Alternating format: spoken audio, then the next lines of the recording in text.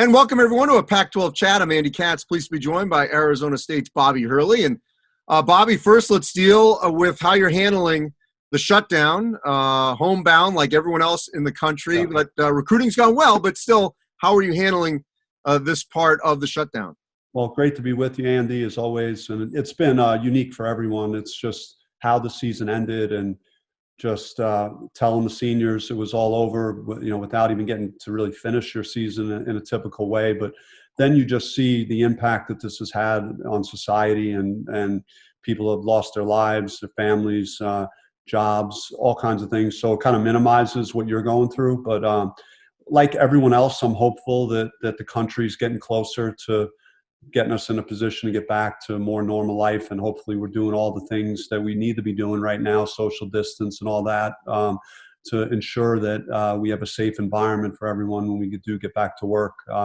Spending more time with the family, some board games, maybe some arguments with that, doing a little more reading, and just our level of communication has changed with the players. Typically, we would be in the office and guys would be shuffling through the office, and we would be seeing the guys at this time of year and encouraging them to finish up academically. And now we have to do that remotely on the phone. So I just find myself really communicating more with the guys on the telephone. So you're kind of like me. I mean, you're more intense than I am, but we're both very nonstop. Got to keep going, high energy. What was it like to have everything come to a screeching halt?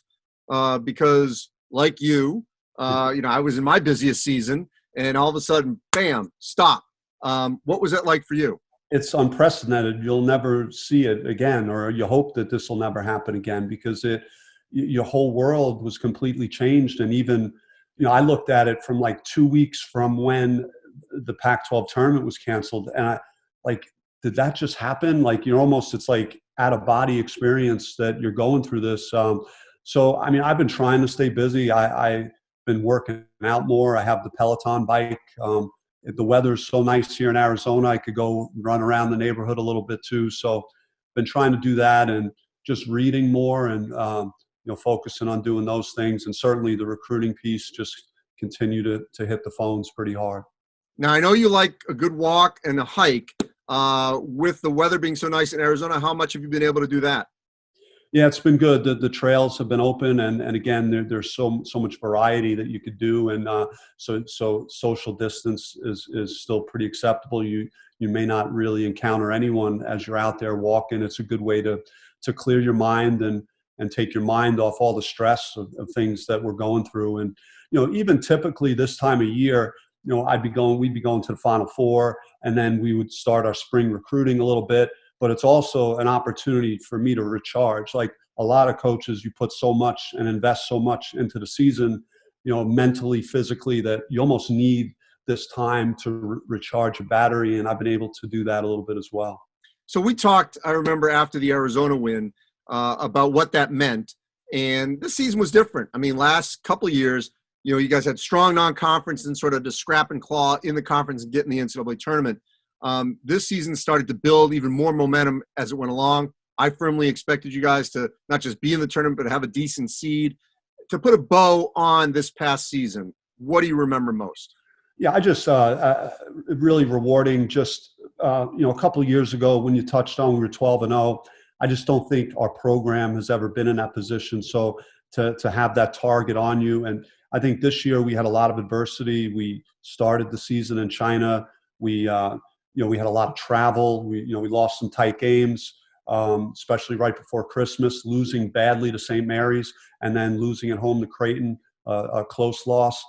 But we rebounded from that, and just to see the character that the team showed and how we grew as a team and got better throughout the year was very rewarding. I think, winning 8 of our last 11 and just had a tremendous amount of confidence about what we were looking like in practice heading into the Pac-12. So it's very frustrating that the unknown of maybe knowing that you left something on the table this year that we weren't able to accomplish. By the way, later we learned how good Creighton and St. Mary's were after you played them in the non-conference. All right, let's look ahead to next season. Let's do it in 2 parts here. First, the returnees. Now, I know Romello White, Remy Martin, Alonzo Verge have all said they're going to test the waters. we don't even know what that's going to look like because there's no combine, no workouts. We don't even know when the draft's going to be. But still, let's assume they're back. What do you think about the core for next season? Well, Remy and Romello in particular have been the foundation players here. I mean, we had the breakthrough 3 years ago, and that was Remy's freshman year. It was Romello's freshman year, and those guys, all they've done is win 20 games, the last 3 years, and been to what would have been 3 consecutive NCAA tournaments. So as a coach, you feel great knowing that you have, a guy like Remy Martin, who's most likely projected as the preseason player of the year in the Pac-12 coming back, and Romello White that has been, just a rock inside for us, really an anchor on the front court, and both very experienced. Both are used to winning a lot of games. And, Lonzo Verge was really coming on in the second half of the year, just playing great basketball. When we recruited him out of junior college, that was the vision that we had for him. And he was starting to realize that talent that he had. And I think him and Remy really developed a great chemistry on the court. And then there are other guys we're excited about in the program in addition to those guys. Kamani Lawrence is going to be a senior. He's again would have been 3 consecutive NCAA tournaments. Tayshaun Cherry, I've always had high hopes for him, and hopefully he has a great off season and is ready to expand his role. And Marcus Bagley is a top 50 player that has been just really coming on and getting better and better, and comes from a great pedigree, great family, a great basketball family. So got high hopes for a number of guys in the program. Yeah, and also you're combining this great recruiting class, and I know you can't talk about everyone yet, but unbelievable recruiting class, and then some transfers led by Luther Muhammad of Ohio State. That's the new normal, that mixture that we're talking about. What did you need to get in the transfer market?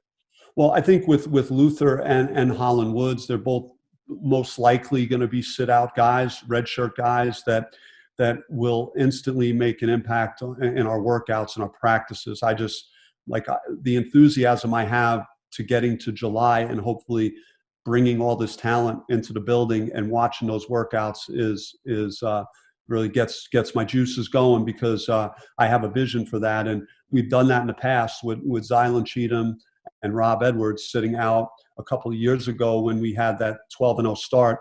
I think an underrated part of that was the impact those guys had every day in practice. So, Luther has been in a really good program. He's a great defensive guard. He's gonna bring toughness, and then he's going to be developing his game during that year. And then Holland Woods, he averaged 18 a game and was first team all conference as a point guard. And so as Remy would graduate, that's another guy in the backcourt that continues to stabilize what we're doing for the future.